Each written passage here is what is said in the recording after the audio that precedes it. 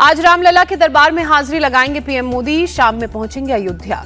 PM Modi शाम करीब 6:45 बजे पहुंचेंगे अयोध्या एयरपोर्ट। सबसे पहले राम मंदिर में दर्शन करने के लिए जाएंगे। दर्शन पूजन के बाद 7:15 बजे के बाद रोड शो शुरू करेंगे पीएम। राम जन्मभूमि पथ के पास सुग्रीव किले से शुरू होगा पीएम का रोड शो। हनुमानगढ़ी, श्रृंगार हाट, राजा अयोध्या का महल, तुलसी उद्यान से होते हुए लता चौक पर खत्म होगा पीएम का रोड शो। करीब 2 किलोमीटर लंबा होगा road show. CM Yogi Adityanath रहेंगे मौजूद। अयोध्या से पहले यूपी के इटावा और सीतापुर में चुनाव प्रचार करेंगे प्रधानमंत्री। जनसभा को करेंगे संबोधित। दोपहर 2:45 बजे इटावा में होगी प्रधानमंत्री की रैली। शाम 4:45 बजे सीतापुर में प्रधानमंत्री की है सभा। बिहार के दरभंगा में पीएम मोदी की रैली। कर्पूरी ठाकुर को बताया प्रेरणा स्रोत। कहा, सीएम नीतीश के नेतृत्व में बिहार का विकास हो रहा है। पीएम मोदी का बड़ा खुलासा। कहा, रेल मंत्री रहते हुए लालू यादव ने गोधरा कांड के दोषियों को बचाने की कोशिश की। पीएम ने तेजस्वी और राहुल पर साधा निशाना। कहा, दिल्ली और पटना के प्रिंस दोनों एक जैसे हैं। एक पूरे देश को तो दूसरा पूरे बिहार को अपनी जागीर समझता है।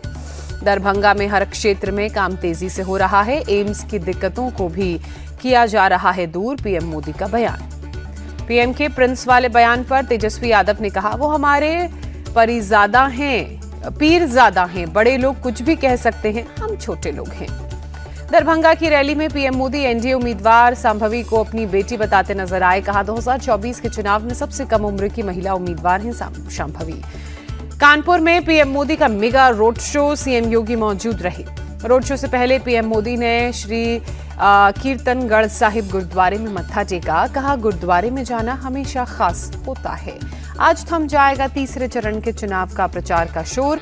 आखिरी दिन सभी पार्टियां झोंकेंगी पूरी ताकत। यूपी की 10 सीट समेत 12 राज्यों की 94 सीटों पर 7 मई को होगी वोटिंग। यूपी में आज 2 जगह जनसभा करेंगे सीएम योगी। हरदोई और इटावा में करेंगे जनसभा। फर्रुखाबाद की रैली में सीएम योगी का विपक्ष पर हमला। कहा, जिहाद से अगर इतना प्यार है तो पाकिस्तान जाइए। सीएम योगी ने कांग्रेस पर साधा निशाना। कहा, जजिया टैक्स की तरह ही है विरासत टैक्स। कांग्रेस आपके पूर्वजों की अर्जित संपत्ति ले लेगी। फर्रुखाबाद की रैली में सीएम योगी ने कहा, नए भारत में विकास के काम हो रहे हैं। हाईवे और मेडिकल कॉलेज बन रहे हैं। औरैया की जनसभा में सीएम योगी की अपील। मोदी जी का संदेश घर घर लेकर जाएं। सपा की जमानत जब्त करवाएं। गृहमंत्री अमित शाह आज आंध्र प्रदेश और तेलंगाना के चुनावी दंगल में उतरेंगे। 4 जनसभाओं को करेंगे संबोधित। दमन की रैली में बोले अमित शाह, इस चुनाव में 2 विकल्प हैं। धर्म के आधार पर मुसलमानों को आरक्षण देने वाले या SC, ST, OBC के आरक्षण बचाने वाले को चुने। छोटा उदयपुर में बोले अमित शाह, दिक्कत सीट में नहीं राहुल गांधी में है। अब वो हार के डर से रायबरेली चले गए। बीजेपी अध्यक्ष JP नड्डा छत्तीसगढ़ और उड़ीसा के चुनावी दौरे पर रहेंगे। छत्तीसगढ़ के सूरजपुर में जनसभा को संबोधित करेंगे। भुवनेश्वर में बीजेपी के घोषणा पत्र को भी लॉन्च करेंगे। कांग्रेस नेता राहुल गांधी ने एक बार फिर जाति जनगणना का मुद्दा उठाया। कहा, मेरी सरकार आई तो जाति जनगणना के साथ आर्थिक सर्वे कराएंगे। राहुल गांधी ने कहा, जाति जनगणना के बाद बोलेंगे कि मेरे 50% लोग हैं, मुझे 50% धन चाहिए। आज तेलंगाना के चुनावी जंग में राहुल गांधी उतरेंगे। आदिलाबाद और महबूब नगर में जनसभा करेंगे।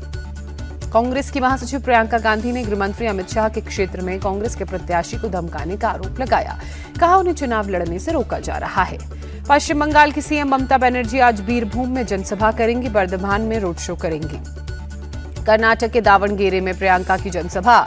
कहा, मोदी सरकार ने रोजगार की संभावनाएं नहीं बढ़ाई। महंगाई अपने चरम पर है।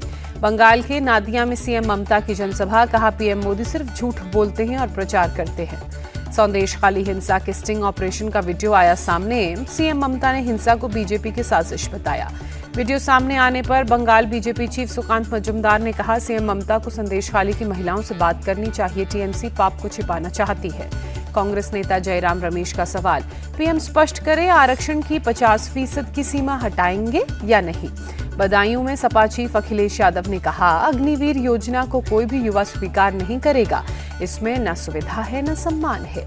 फिरोज गांधी के नाम पर वोट क्यों नहीं मांगते राहुल गांधी। रायबरेली से बीजेपी कैंडिडेट दिनेश सिंह ने राहुल से पूछे सवाल।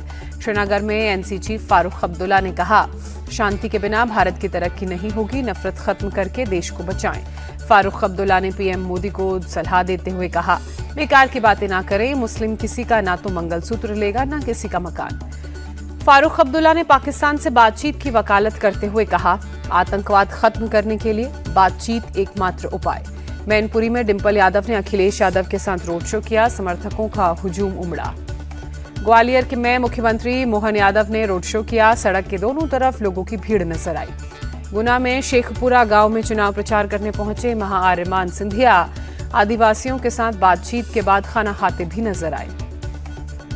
दिल्ली कांग्रेस के नए अध्यक्ष देवेंद्र यादव आज पद ग्रहण करेंगे। अरविंदर सिंह लवली के इस्तीफे के बाद बीजेपी में हुए शामिल। दिल्ली में कांग्रेस को लगा झटका, अरविंदर सिंह लवली बीजेपी में शामिल। राजकुमार चौहान, नसीब सिंह, नीरज बसोया ने भी थामा बीजेपी का दामन। अरविंदर सिंह लवली का बयान, 7-8 सालों में दिल्ली में जो माहौल बना है उसे खत्म करेंगे, बीजेपी का परचम लहराने में मदद करेंगे। कांग्रेस छोड़ने वालों का काफिला लंबा है, कांग्रेस कतरे कतरे से टुकड़े टुकड़े तक आ गई है, अरविंदर सिंह लवली का बयान। कांग्रेस नेताओं के पार्टी छोड़ने पर विनोद तावड़े ने कहा, वोट के लिए राहुल गांधी की जुबान ज्यादा चलती है, इसलिए लोग कांग्रेस छोड़ रहे हैं। दिल्ली के सीएम अरविंद केजरीवाल की पत्नी सुनीता केजरीवाल आज दक्षिण दिल्ली में रोड शो करेंगी। आप उम्मीदवार के पक्ष में वोट अपील करती नजर आएंगी। अरविंद केजरीवाल की गिरफ्तारी के विरोध में आपकी ओर से आज वॉकथन का आयोजन, संजय सिंह, गोपाल राय समेत सीनियर नेता मौजूद रहेंगे। दिल्ली हरियाणा में चुनाव के लिए आपकी स्टार प्रचारकों की सूची, सीएम केजरीवाल, सुनीता केजरीवाल, मनीष सिसोदिया का भी नाम शामिल। दिल्ली विधानसभा के पूर्व अध्यक्ष योगेंद्र नंद शास्त्री की हुई घर वापसी, एनसीपी छोड़ फिर कांग्रेस में शामिल हुए। राहुल गांधी की डिमांड पाकिस्तान में बड़ी है, उन्हें रावलपिंडी से चुनाव लड़ना चाहिए। पूर्व कांग्रेस नेता आचार्य प्रमोद कृष्णम का तंज। प्रमोद कृष्णम की भविष्यवाणी, राहुल का रायबरेली से लड़ना कांग्रेस के लिए आत्मघाती होगा। 4 जून के बाद कांग्रेस 2 धड़ों में बढ़ जाएगी। रायबरेली से राहुल गांधी का चुनाव लड़ना सही रणनीति है, हम बीजेपी से डरने वाले नहीं हैं, कांग्रेस प्रवक्ता सुप्रिया श्रीनेत का बयान। कांग्रेस नेता पवन खेड़ा का बयान, पीएम मोदी हिम्मत दिखाएं, राहुल गांधी की तरह साउथ से लड़ें चुनाव। कर्नाटक बीजेपी चीफ बीवाई विजेंद्रन का बयान, प्रदेश में कानून व्यवस्था खराब है, लव जिहाद के मामले सामने आ रहे हैं। पूर्व पीएम एचडी देवेगौड़ा के बेटे एचडी रेवन्ना को एसआईटी ने गिरफ्तार किया, उनके खिलाफ अपहरण का मामला दर्ज था। अश्लील वीडियो मामले में एचडी रेवन्ना के बेटे प्रज्वल रेवन्ना के खिलाफ ब्लू कॉर्नर नोटिस जारी कर सकती है सीबीआई। मंगलुरु में एचडी रेवन्ना को मेडिकल टेस्ट के बाद अस्पताल से ले जाया गया, एसआईटी की गिरफ्त में है एचडी रेवन्ना। जम्मू कश्मीर के पुंछ में हुए आतंकी हमले में 1 जवान शहीद, 4 जख्मी। वायुसेना के काफिले पर आतंकियों ने 30 राउंड से ज्यादा की फायरिंग की। मेंढर सब डिवीजन के धना शास्तार में हुआ हमला, हमलावरों की तलाश में सर्च ऑपरेशन जारी। जम्मू कश्मीर के पुंछ में सुरक्षा बलों ने तलाशी अभियान चलाया, हाईवे से गुजरने वाली गाड़ियों की सुरक्षा जांच की गई। वायुसेना के वाहनों पर आतंकी हमले के बाद बढ़ाई गई मुस्तैदी, हाई अलर्ट पर सुरक्षा बलों के जवान। कांग्रेस नेता राहुल गांधी ने पुंछ आतंकी हमले को कायराना और दुखद बताया, शहीद जवान को दी श्रद्धांजलि। प्रियंका गांधी ने भी सेना के काफिले पर आतंकी हमले को शर्मनाक और कायराना बताया, कहा सभ्य समाज में हिंसा और आतंक की कोई जगह नहीं हो सकती। विदेश मंत्री डॉक्टर एस जयशंकर का बयान, नरेंद्र मोदी के पीएम बनने के बाद पड़ोसी देशों को हैंडल करने का तरीका बदला है। दिल्ली के ओखला में एक कार से 2 करोड़ से ज्यादा कैश जब्त, कार में बैठे 2 लोगों को हिरासत में लिया। तेलंगाना के खम्मम में फ्लाइंग स्क्वाड का एक्शन, रेवंत रेड्डी की गाड़ी की तलाशी ली गई। रोहित वेमुला केस पर कांग्रेस प्रवक्ता सुप्रिया श्रीनेत ने कहा, हमारी सरकार केस को रीओपन कर समीक्षा करेगी। ग्वालियर में मुख्यमंत्री मोहन यादव ने बस हादसे में घायल जवानों से मुलाकात की, डॉक्टर और प्रशासन को हर संभव इलाज करने की हिदायत दी। सरकारी ड्यूटी करके लौट रहे जवानों की बस पलटने से हुआ था हादसा, घायल जवानों को इलाज के लिए अस्पताल में कराया गया भर्ती। मैनपुरी में नहर में 3 बच्चों के डूबने के बाद चलाया गया रेस्क्यू ऑपरेशन, 1 बच्चे का शव बरामद। बाकी के बच्चों की तलाश में जुटी एसडीआरएफ की टीम, मौके पर चलाया जा रहा है सर्च ऑपरेशन। दिल्ली के केशवपुरम थाना इलाके में 2 बच्चों की जहर देकर हत्या का शक फिलहाल पिता पर जताया जा रहा है। बच्चों के पिता मौके से फरार, मौके पर पहुंची पुलिस टीम जांच में जुटी। बच्चों के पिता अपने घर के नीचे चलाते थे परचून की दुकान, फोरेंसिक की टीम ने जांच शुरू की। भोपाल में चेकिंग के दौरान कार चालक ने ट्रैफिक पुलिस को मारी टक्कर, बोनट पर गिरे जवान को आधा किलोमीटर घुमाया, पुलिस ने पीछा करके पकड़ा। महाराष्ट्र के सांगली में आर्मी हेलीकॉप्टर की एहतियातन लैंडिंग, हवा में अचानक तेज कंपन की वजह से लैंडिंग। रजिस्ट्रेशन के लिए 10 मई को खुलेगा केदारनाथ धाम का कपाट। प्रशासन ने यात्रा की तैयारी पूरी की, सीएम धामी ने जानकारी दी। सोलापुर के ग्रामीण इलाकों में जल संकट, वाटर टैंकर के जरिए पहुंचाया जा रहा है पानी। कश्मीर में ऑल इंडिया होटलियर्स फेडरेशन और पर्यटन विभाग का कॉन्क्लेव। कश्मीर में पर्यटन को बढ़ावा देना था मकसद। करीना कपूर खान को यूनिसेफ ने सौंपा बड़ा जिम्मा, बनाया नेशनल एम्बेसडर। करीना कपूर बोली, गौरवान्वित महसूस कर रही हूं।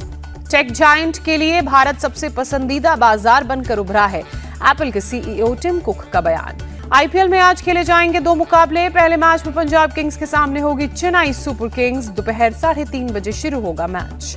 आज के दूसरे मुकाबले में नंबर 2 और नंबर 3 की टीम के बीच होगी भिड़ंत। लखनऊ में होगी कोलकाता और लखनऊ की भिड़ंत। शाम 7:30 बजे खेला जाएगा मैच। आईपीएल में बंगलुरु ने दर्ज की चौथी जीत। प्लेऑफ की रेस में पहुंचने की एक बार फिर जगी उम्मीद। 4 जीत के साथ 7वें नंबर पर पहुंची बंगलुरु। गुजरात की टीम 9वें नंबर पर पहुंची। गुजरात की टीम ने 148 रनों का रखा था लक्ष्य। बंगलुरु ने 14वें ओवर में 6 विकेट से जीत लिया मैच। बंगलुरु की तरफ से कप्तान फैफ डुप्लेसिस ने 64 रनों की धमाकेदार पारी खेली। 23 गेंदों में 64 रन बनाए। विराट कोहली ने 27 गेंदों में 42 रन बनाए। कोहली ने 4 छक्के 2 चौके लगाए। फैफ डुप्लेसिस के आउट होते ही 25 रनों के भीतर बंगलुरु के 5 विकेट गिरे। दिनेश कार्तिक और स्वप्निल सिंह ने आखिरी पारी में टीम को संभाला। दोनों ने संभल कर खेलते हुए जीत दिलाई। कार्तिक ने 21, स्वप्निल ने 16 रनों की पारी खेली। गुजरात टाइटंस की तरफ से जोशुआ लिटिल ने 4 विकेट चटके। नूर अहमद को 2 विकेट मिले। मंगलुरु की तरफ से मोहम्मद सिराज, यश दयाल और विजय कुमार विस्क को 2-2 विकेट मिले। ग्रीन और करण शर्मा को 1-1 विकेट मिला। फैफ डुप्लेसिस ने आरसीबी की तरफ से पावर प्ले में बनाया सबसे ज्यादा रनों का रिकॉर्ड। फैफ डुप्लेसिस ने पावर प्ले में 64 रन बनाए।